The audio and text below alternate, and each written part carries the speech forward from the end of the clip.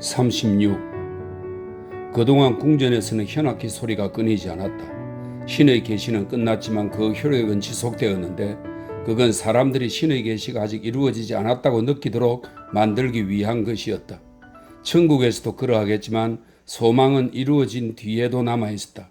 신은 이미 탄생했지만 많은 이들이 막연히 신의 탄생이라고 생각하고 있는 행렬은 아직 이루어지지 않은 상태였다. 연허에 같았으면 이날 한낮에는 왕의 처소에서 공연이 열렸을 터였다. 왕실에는 수려한 외모의 남자들과 소년들로 이루어진 공연단이 있었는데 왕 앞에서 힌두교의 여러 종교 행위들과 명상들을 춤으로 표현하는 것이 그들의 임무였다. 왕은 편안한 자세로 앉아서 크리슈나가 인드라를 누르고 최고의 신으로 등극하는 3단계와 용을 죽이고 용의 뱃속에 든 목동들과 소들을 구하는 장면, 산을 우산으로 만드는 장면, 어린 크리슈나가 수행성의 음식을 가지고 장난을 치는 장면을 구경할 수 있었다. 공연은 젖자는 처녀들이 크리슈나 앞에서 춤을 추고 크리슈나가 그들 앞에서 춤을 추는 장면에서 절정에 이른다. 이때 악사들이 음악을 연주하며 배우들의 얌청색 의상들과 반짝이는 금속 장식으로 만들어진 관들 사이로 소용돌이 쳐들어가면서 모두 하나가 된다. 그러면 왕과 관객들은 그것이 공연임을 잊고 배우들을 숭배하게 된다. 그러나 오늘은 공연이 이루어질 수 없었는데 그것은 죽음 때문이었다. 하지만 이곳에서의 죽음은 유럽에서의 그것보다 방해도 덜 될 뿐더러 애절함도 덜하고 그 아이러니도 덜 잔인하다. 불행히도 왕위에 오를 후보가 둘이나 되었고 지금 궁전에 머물고 있는 그들은 무슨 일이 일어났는지 낌새를 채긴 했지만 아무 문제도 일으키지 않고 있었다. 힌두 교인들에게는 종교가 살아있는 힘이어서 신성한 때에는 사소하고 덧없는 것들을 모두 던져버릴 수 있기 때문이었다. 축제는 열광적이면서도 진지하게 이어졌고 모두가 서로를 사랑했으며 불편이나 고통을 초래할 수 있는 것들은 본능적으로 피했다. 아지즈는 보통의 기독교인들과 마찬가지로 이것을 이해할 수가 없었다. 그는 마우에서 돌연 의심과 이기주의가 사라진 것에 당황했다. 그는 외부인이므로 여러 의식들에서 제외되었지만 매년 이맘때면 힌두교인들은 특히 더 친절해져서 그가 외부인이라는 이유로 작은 호의를 베풀고 선물을 주었다. 아지즈에게 종일 할 일이라고 영빈관에 약을 가져다 주는 것뿐이었으며 해질 무렵에야 문득 그 생각이 나서 병원 조제실은 닫은 상태라 집안에 약이 있는지 찾아보았다. 그는 모하메드 라티프의 연고를 찾아냈는데 주문을 외며 만든 귀한 연고라며 주인이 한사코 내주기를 끓였다. 그는 벌에 쏘인 상처에 바른 뒤 다시 가져오겠다고 약속하고 집을 나섰다. 말을 탈 구실이 필요했던 것이다. 그가 궁전을 지날 무렵 행렬 준비가 시작되고 있었다. 수많은 군중들이 왕실 가마에 신들을 태우는 광경을 지켜보고 있었는데 가마 정면 상단부의 반쯤 열린 문 사이로 은빛 용의 머리가 튀어나와 있었다. 크고 작은 신들이 가마에 태워졌다. 비힌두 교인으로서 어디까지 보아야 하는지 몰라 눈길을 돌리던 그는 교육부 장관과 부딪힐 뻔했다. 아, 당신 때문에 늦을지도 몰라요. 고드볼이 말했다. 비힌두 교인과의 접촉으로 다시 목욕을 해야 한다는 의미였지만 화난 음성은 아니었다. 죄송합니다.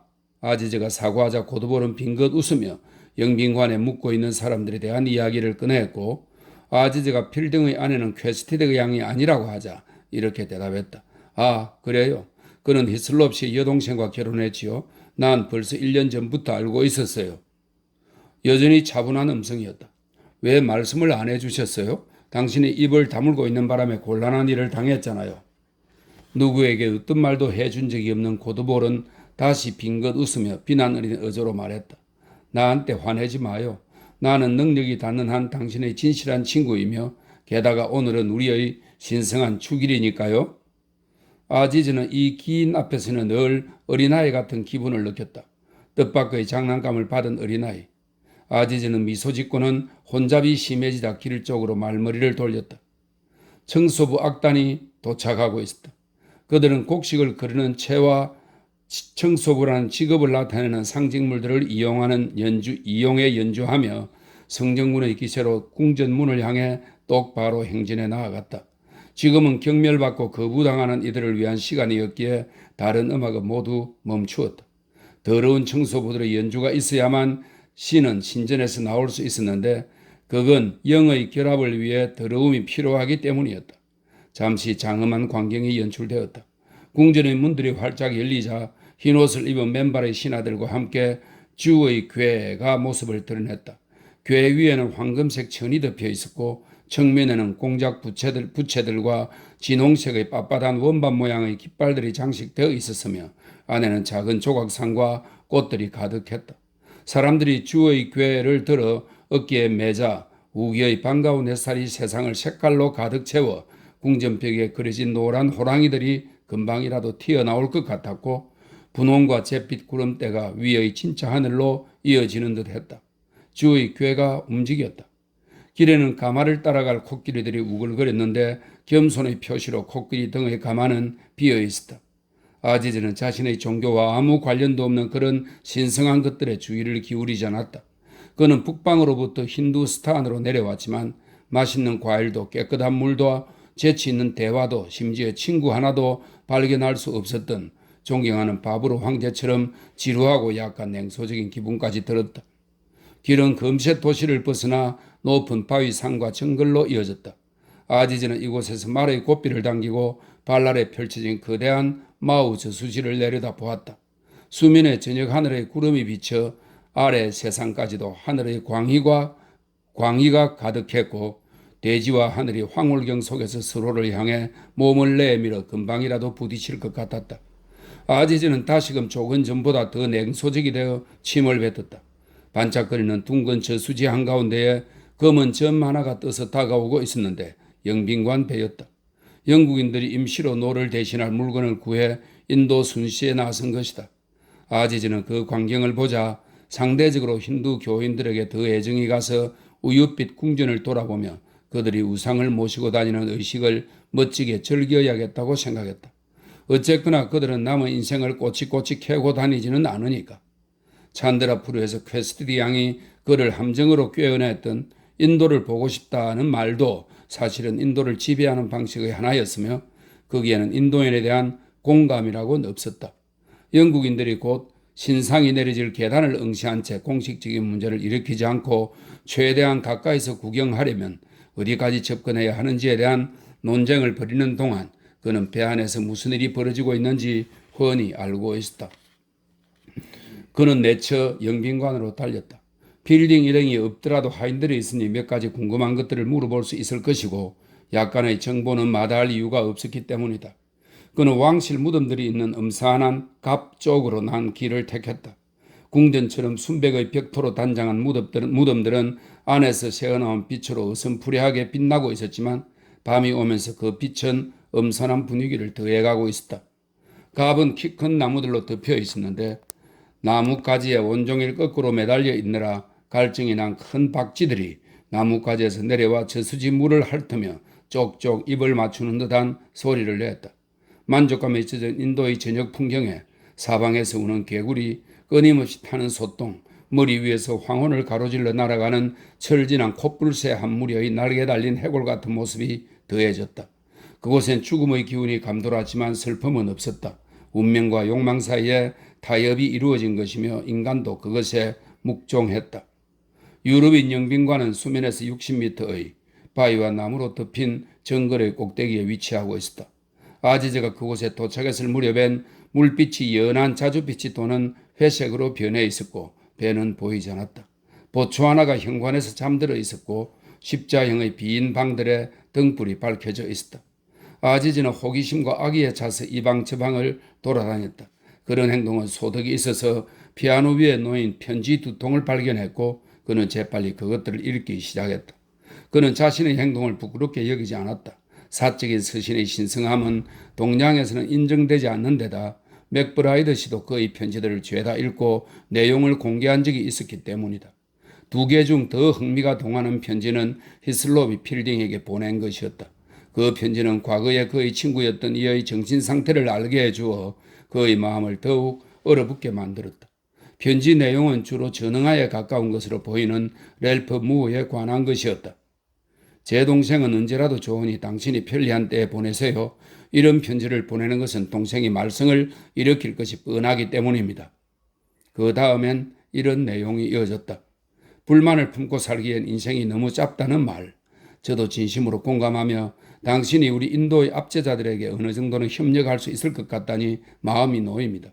우린 얻을 수 있는 지원은 모두 얻어야 하는 절실한 상황이니까요. 다음에 스텔라가 이곳에 올 때 당신도 함께 와주기를 바랍니다. 남자 혼자 사는 몸이긴 하지만 정성을 다해 편안하게 모시겠습니다.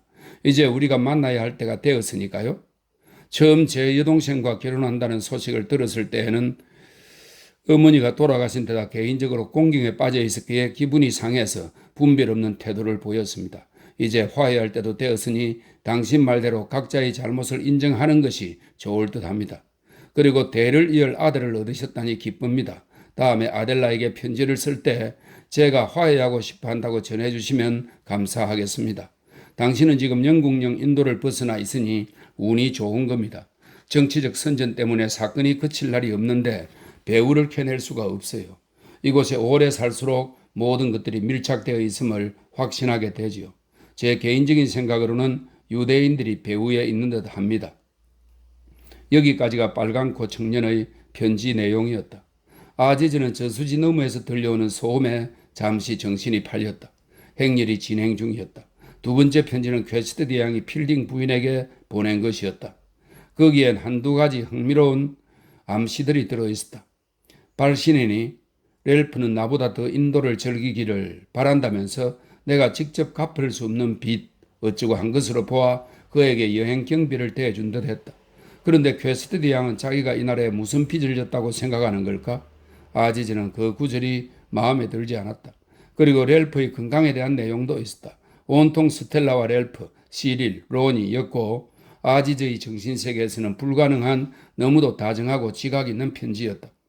그는 여자들이 자유롭게 살아가는 나라에서나 가능한 그런 편안한 교류가 부러웠다. 이들 5사람은 그동안의 작은 어려움을 이겨내고 외부인에 대항하여 결속을 다지고 있었다. 히슬롭까지도. 그것도 영국의 힘이었다. 아제즈는 화가 치밀어서 피아노를 내리쳤고 건반 3개가 한꺼번에 울려 요란한 소리가 났다. 오, 거기 누구세요? 초조하고 정중한 목소리가 들려왔다.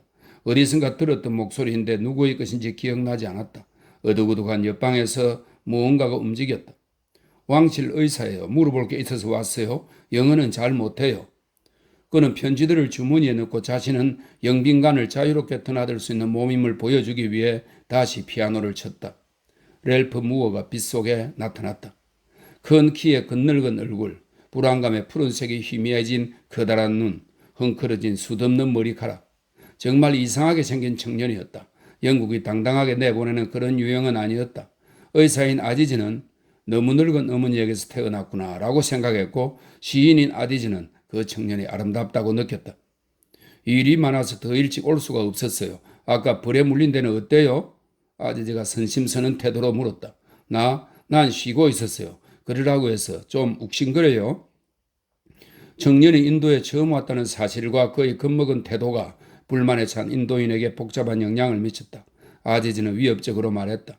이리 와 봐요. 상처 좀 보게. 이 자리에는 2사람뿐이었고 아지즈는 캘린더가 누레린에게 했던 것처럼 그를 괴롭힐 수 있었다. 아까는 괜찮을 거라고. 아무리 뛰어난 의사라도 실수를 저지를 수 있어요. 자, 등불 밑에서 진찰을 해야 하니까 이리 와요. 난 시간이 없어요. 도대체 왜 이래요? 당신 손이 불친절해요. 아지즈는 움찔해서 자기 손을 헐끗 보았다. 이상한 청년의 말이 옳았다. 아지즈는 손을 뒤로 감춘 뒤 화난 목소리로 대답했다. 도대체 내 손이 당신과 무슨 상관이 있다는 거요? 별 이상한 소리를 다 들어보겠네. 난 정식 의사이니 당신을 아프게 하진 않을 거예요. 아픈 건 괜찮아요. 아프지도 않고. 아프지 않아요? 그래요. 그거 반가운 소리네요. 아지즈가 비웃었다. 하지만 잔인해요. 아지즈는 잠시 침묵한 뒤 말했다. 연고를 좀 가져왔어요. 그런데 그렇게 겁을 내니 어떻게 바를지가 문제군요. 그냥 두고 가세요. 그건 안 돼요. 바로 조제실에 갖다 놔야 하니까.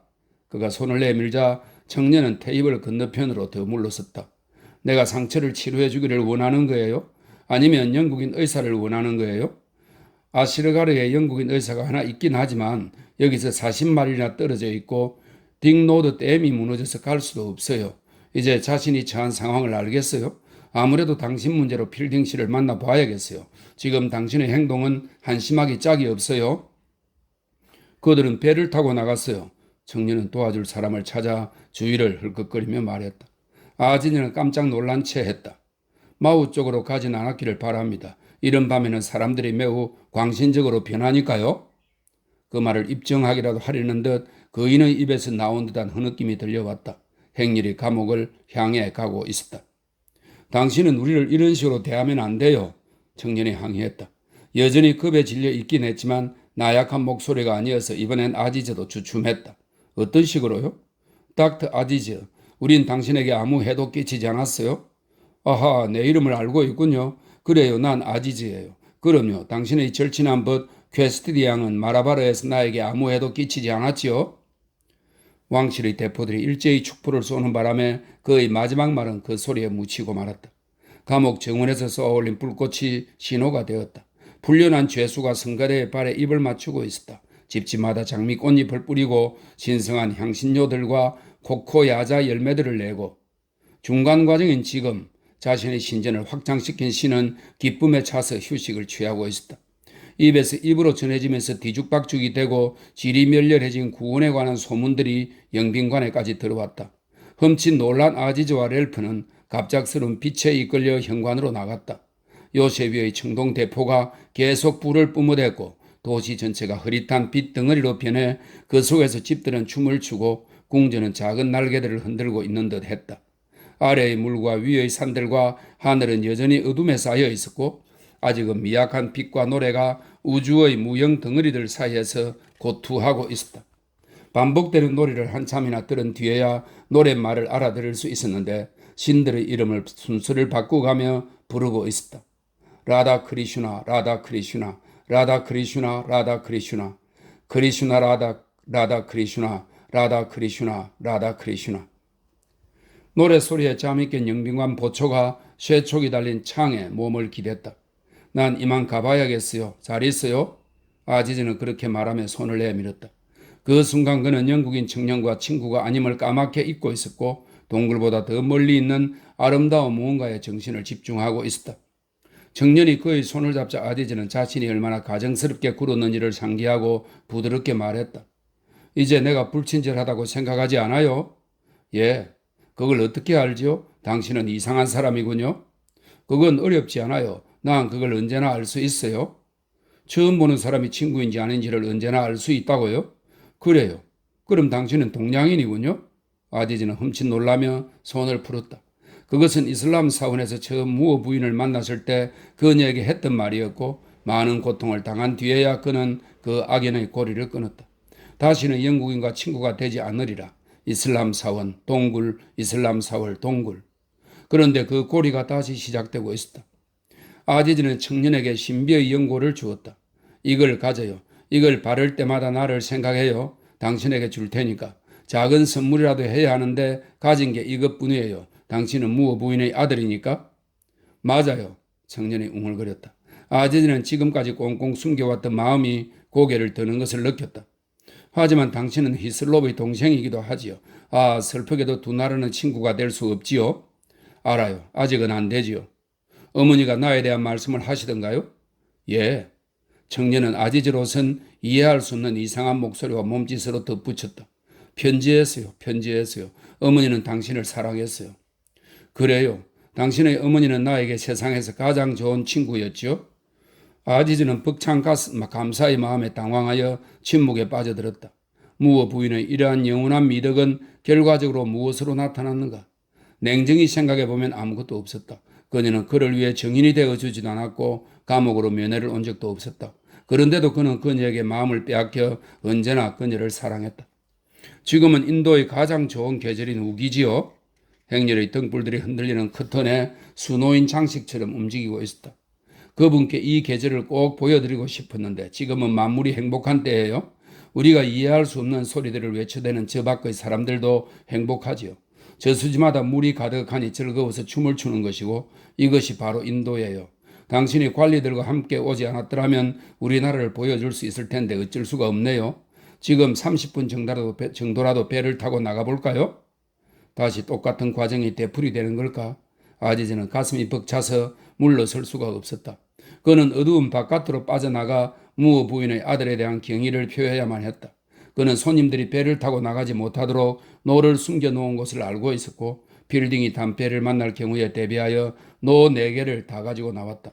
빌딩 부부는 노 대신 긴 막대기를 가지고 나갔는데 바람이 불기 시작해서 공경에 처할 수도 있었기 때문이다. 일단 물로 나가자 마음이 편안해졌다. 아지즈는 친절을 베풀기 시작하면 친절한 행동이 꼬리에 꼬리를 물고 이어지는 성격이었고 이내 그의 가슴에는 손님에 대한 친절한 마음이 콸콸 쏟아져 나왔다. 그는 복잡한 의식이 진행되면서 빛과 소리가 강해져가는 저 열광적인 행렬의 의미를 모두 이해하기라도 하는 것처럼 마우의 주인 노릇을 하기 시작했다. 그들이 가고자 하는 방향으로 상쾌한 바람이 불어서 노를 저을 필요도 없었다. 가시나무에 배의 용골이 긁히기도 하고 배가 작은 섬에 부딪혀 두루미들을 혼비백산하게 만들기도 했다. 8월의 홍수의 기묘하고 덧없는 생명력이 그들을 지탱해 주고 있었는데 그 생명력은 영원할 것처럼 보였다. 그 작은 배에는 방향타 같은 것도 없었다. 손님은 비상용 노를 끌어안고 고물에 웅크리고 앉아 묵묵히 주인의 설명을 듣고 있었다. 육중한 하늘에 붉은 생채기를 내며 번갯불이 1번, 2번 일었다. 저것이 왕인가요? 손님이 물었다. 뭐 말이에요? 뒤로 가요. 왕은 없어요 지금. 뒤로 가면 당신에게도 보일 거예요? 바람의 저항 때문에 뒤로 가는 건 만만치가 않았다. 그러나 아지즈는 영빈관의 작은 불빛에 시선을 받고 몇 차례 노를 저었다. 저기 어둠 속에 눈부신 왕의 옷을 입은 형체가 천개 아래에 앉아 있었다. 저게 도대체 뭔지 모르겠네요. 아지즈가 속삭였다. 폐하는 돌아가셨어요. 즉시 돌아가야겠어요. 그들은 왕실 무덤들이 있는 갑 가까이에 있었고 나무숲 사이로 돌아가신 왕의 아버지의 동상을 본 것이다. 이제야 납득이 갔다. 아지즈는 막대한 비용을 들여 실물처럼 만들었다는 선왕의 동상 이야기를 들은 적은 있었지만 이곳에서 자주 배를 탔어도 한 번도 본 적이 없었다. 저수지에서 그것을 볼 수 있는 지점은 딱 한 군데뿐이었는데 렐프가 그를 그 자리에 인도한 것이다. 아지즈는 그가 손님보다는 안내인에 가깝다는 느낌에 젖어 황급히 노를 저었다. 그만 돌아갈까요? 행렬이 안 끝났는데요. 가까이 가지 않는 게 좋아요. 그들은 이상한 관습들이 있어서 당신을 해칠 수도 있어요. 조금만 더 가까이 가요. 아지즈는 시키는 대로 했다. 그는 청년이 무어 부인의 아들임을 가슴으로 알고 있었고 사실 그는 모든 것을 가슴으로 느끼고 아는 사람이었다. 라다 크리슈나 라다 크리슈나 라다 크리슈나 라다 크리슈나 크리슈나 라다. 그렇게 이어지는 노래가 갑자기 바뀌었고 아지즈는 그 짧은 순간에 찬드라 프로의 재판 때 들었던 구원의 소리가 들렸다고 거의 확신했다. 무엇이? 국왕께서 돌아가셨다는 얘기는 아무에게도 하면 안 돼요. 아직까지는 비밀이니까. 축제가 끝날 때까지는 폐하께서 살아계시는 것처럼 꾸미기로 했어요. 축제의 즐거움을 망치지 않도록. 더 가까이 가고 싶어요? 예. 아지즈는 반대편 기슭에서 별처럼 빛나기 시작한 횃불들의 빛이 미치는 범위 안으로 들어가지 않으려고 애썼다. 불꽃과 축포들이 연방 쏘아 올려졌다. 갑자기 그가 계산했던 것보다 가까운 곳의 무너진 벽 뒤에서 크리슈나의 가마가 나타나더니 물가의 조각 장식이 된 반짝거리는 계단을 내려오기 시작했다. 성가대가 계단 양쪽 가장자리로 급히 내려왔는데 머리에 꽃을 꽂은 젊고 야성적이며 아리따운 성녀가 특히 눈에 띄었다. 그녀는 신이 아무런 상징성도 갖고 있지 않다고 생각하며 그 자체를 숭배했다. 그런 식으로 그녀는 신을 이해했다. 반면 다른 이들은 신이 상징성을 갖고 있다고 여기고 이런저런 신체 기관이나 하늘에 나타난 징후에서 신을 보았다. 그들은 물가로 달려내려가 잔잔한 파도 속에 섰고 성찬이 준비되자 그것을 가치 있게 여기는 사람들과 나누어 먹었다.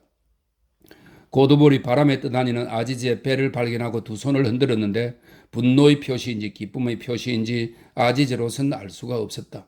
그 위로는 마우의 세속적인 세력인 코끼리와 대포와 군중들이 서 있었고 처음에는 그들의 머리 위 높은 곳에만 거친 태풍이 몰아치기 시작했다. 돌풍이 어둠과 빛을 뒤섞었고 바람의 방향에 따라 세찬 빗줄기가 북쪽에서 쏟아졌다가 그쳤다가 남쪽에서 쏟아졌다가 아래에서 위로 솟구쳤다. 성가대가 바람에 맞서 공포를 제외한 모든 소리를 내며 신을 폭풍 속에 신은 던져질 수 없는 존재지만 폭풍 속에 던질 채비를 하고 있었다. 그렇게 그들은 해마다 신을 던졌고 속죄양을 뜻하는 작은 감파티 신상들과, 이 감파티는 뚱뚱한 몸에 코끼리의 머리를 가진 신을 말합니다. 감파티 신상들과 옥수수 껍질로 만든 바구니들과 여행은 죽음을 말합니다. 여행의 상징물인 무아람 축제를 본떠 종이로 만든 작은 무덤 모형들도 함께 던졌다. 결코 쉽지도 않고 지금 여기에는 없는 여행, 직접 경험하지 않고는 알 수 없기에 인간에게는 영원히 이해가 불가능한 여행, 신을 던지는 것은 그 여행의 상징이었다. 다시 진흙으로 빚은 고쿨 마을이 등장했다. 그것은 꽃들에 둘러싸인 자신의 자리를 떠나지 않은 은으로 만든 신상을 대신해서 소멸하게 될 대체물이었다. 하인 하나가 그것을 손에 들고 청색과 흰색 장식 리본들을 떼어냈다. 벌거벗은 그의 몸은 넓은 어깨하며 가는 허리하며 가히 의기양양한 인도인의 육체라 할 수 있었고 그가 대를 이어하는 일은 구원의 문을 닫는 것이었다.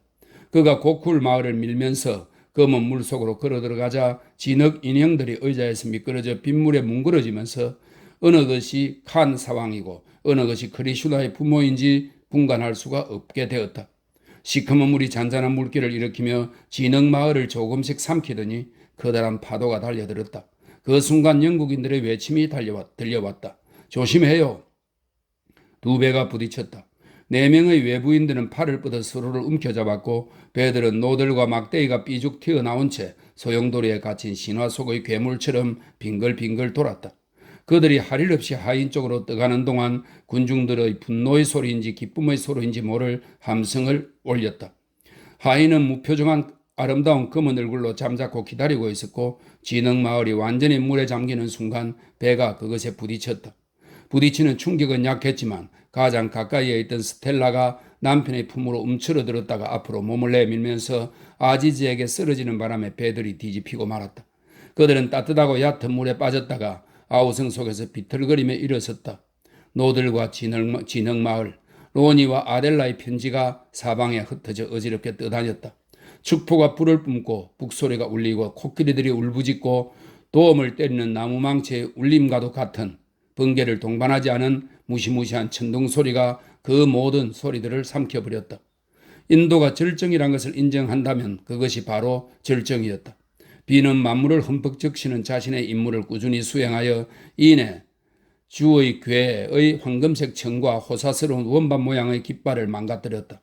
횃불들이 모두 꺼지고 불꽃들도 안 터지고 노래소리도 작아지기 시작했다.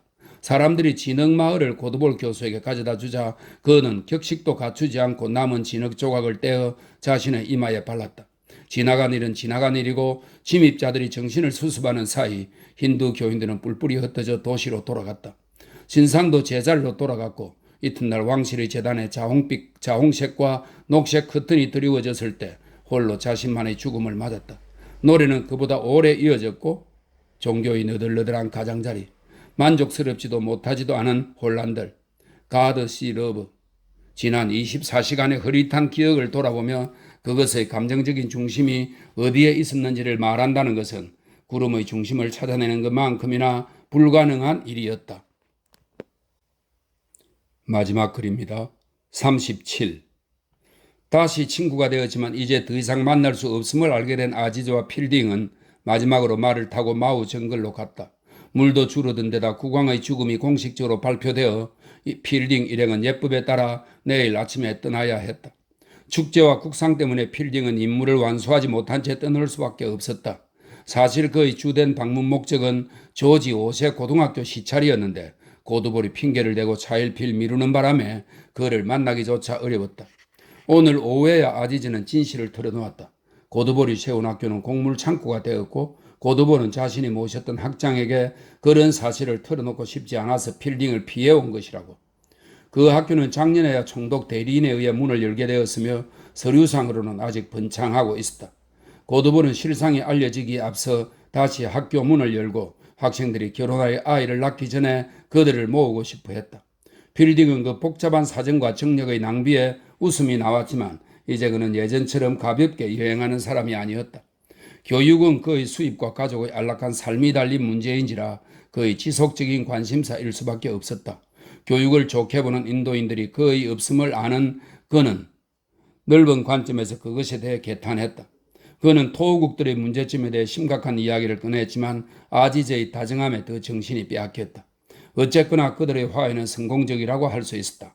우스꽝스러운 난파 사고 이후로 어리석은 생각이나 원하는 자취를 감추었고 그들은 아무 일도 없었던 듯이 웃으면서 예전의 관계로 돌아갔다. 지금 그들은 유쾌한 수풀과 바위들 사이를 달리고 있었다. 이내 환한 햇살이 비치는 공터가 나왔고 그들은 나비들이 화려하게 날아다니는 풀이 우거진 비탈과 공터를 가로질러 가서 커스터드 애플 나무들 사이로 사라지는 코브라를 보았다. 하늘에는 둥그스름한 흰 구름들이, 땅에는 흰 웅덩이들이 있었고 멀리 있는 봉우리들은 자줏빛이었다. 영국에서 볼 수 있는 공원 같은 풍경이었지만 그렇다고 기이하지 않은 것은 아니었다. 그들은 코브라에게 시간을 주려고 말고삐를 당겼고 아지즈가 퀘스트드 양에게 보낼 편지를 꺼냈다. 마음을 끄는 편지였다. 그는 과거의 적에게 2년 전의 훌륭한 행동에 대해 감사한다는 말을 전하고 싶었다. 그녀의 행동이 훌륭했음이 이제 명백해졌던 것이다. 우리는 이곳에서 가장 큰 마우 저수지에 빠지게 됐는데 이 사건에 대해서는 우리들의 친구들에게 들으세요. 그때 나는 퀘스트 양이 얼마나 용감했는지 깨닫게 되었고 비록 짧은 영어로나마 당신에게 그런 사실을 전하겠노라고 결심하게 되었습니다.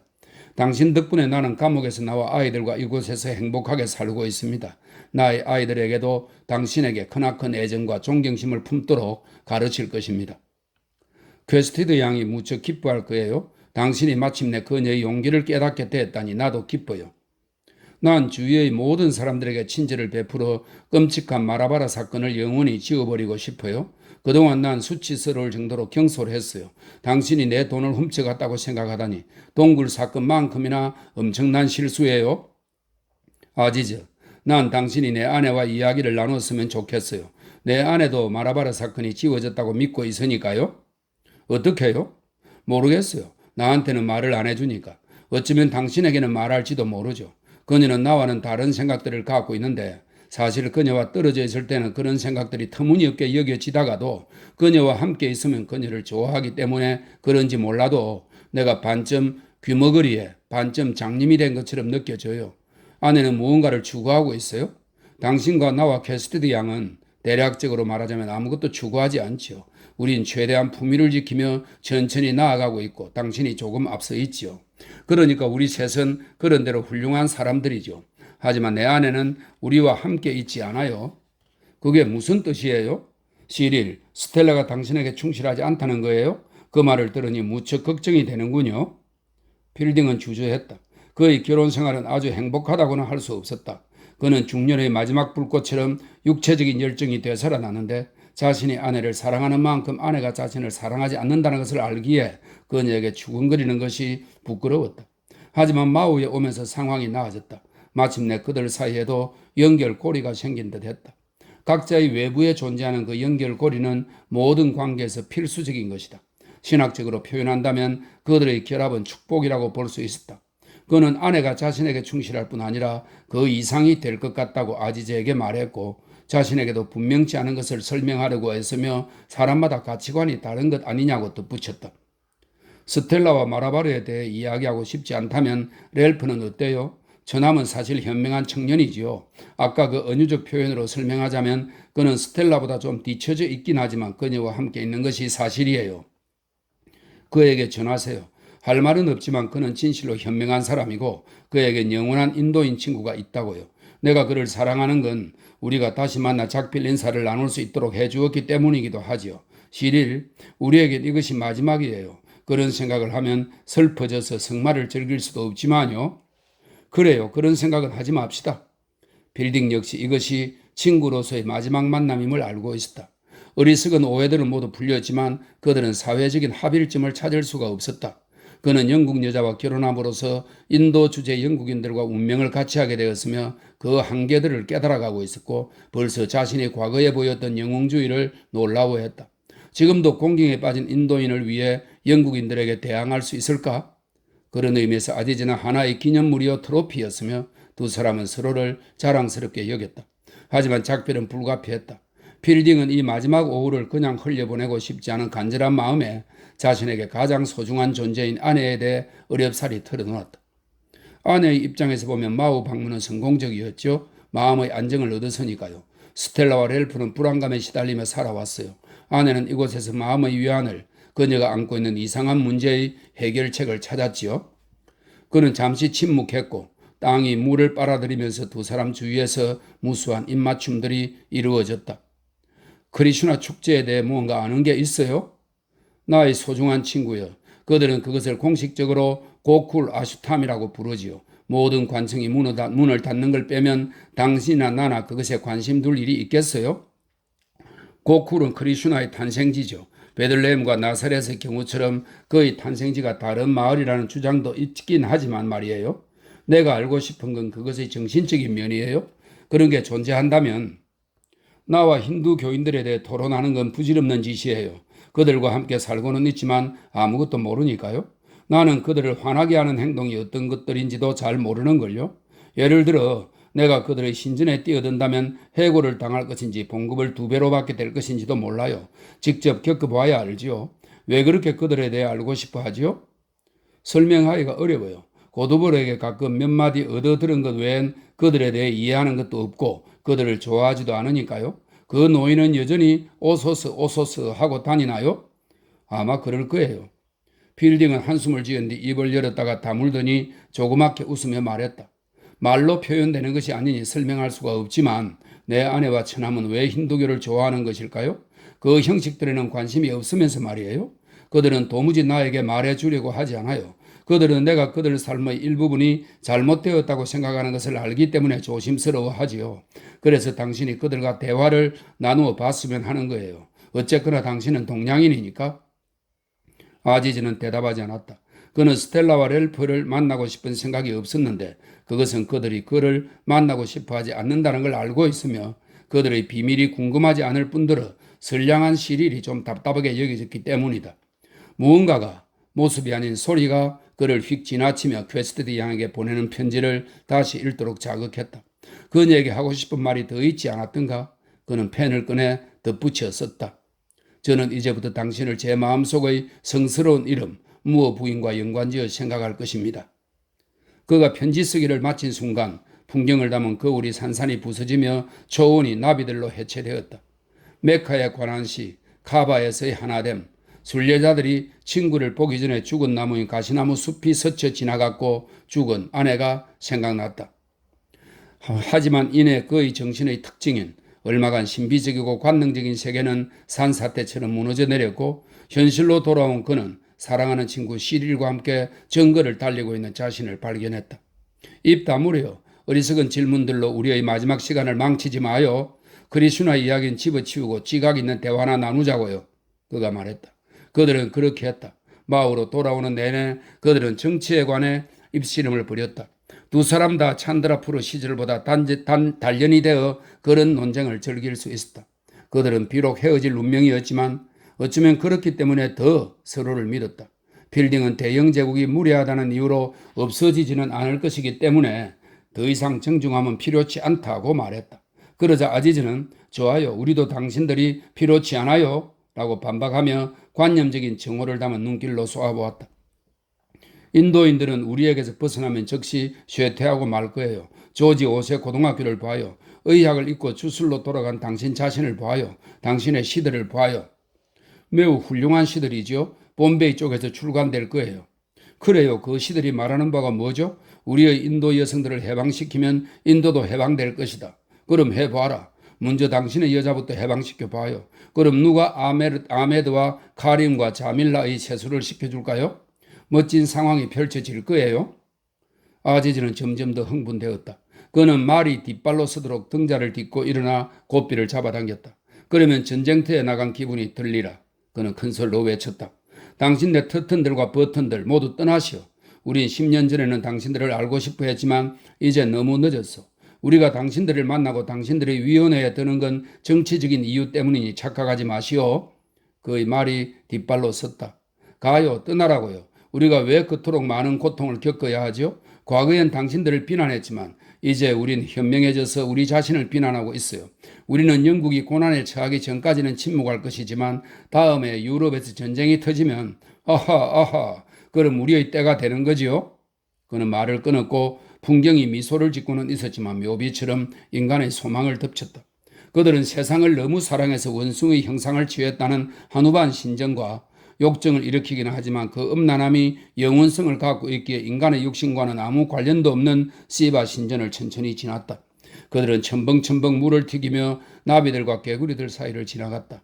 관목 숲 사이로 접시 같은 잎사귀들을 단 키 큰 나무들이 솟아있었다. 성역이 멀어지고 일상의 경계들이 나타나기 시작했다. 영국인 대신 누구를 원하는 거죠? 일본인?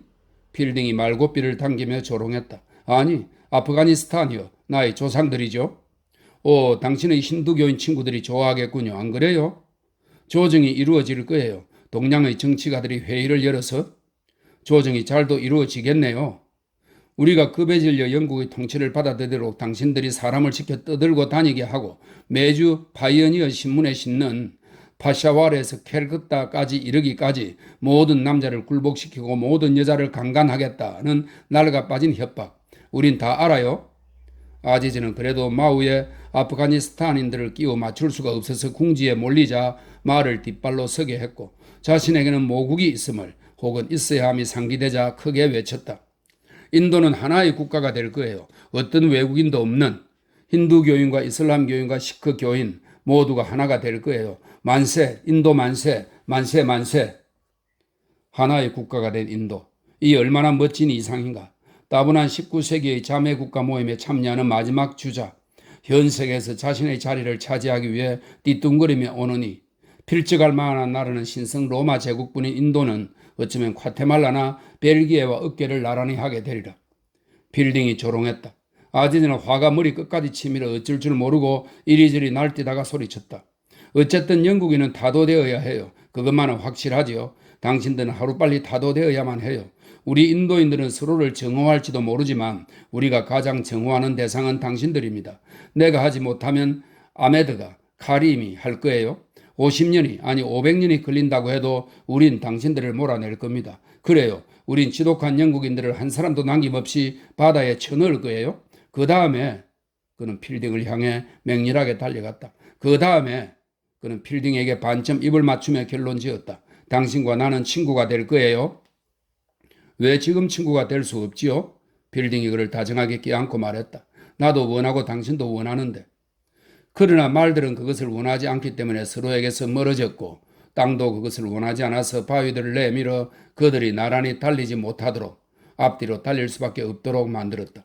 사원들도 저수지도 감옥도 궁전도 새들도 짐승의 썩은 시체도 영빈관도 그들이 숲에서 나와 마을을 내려다 보았을 때 눈에 들어온 모든 것들도 그들을 원하지 않아서 100개의 목소리로 아니 아직은 안 된다고 말했고 하늘도 아니 여기서는 안 된다고 말했다.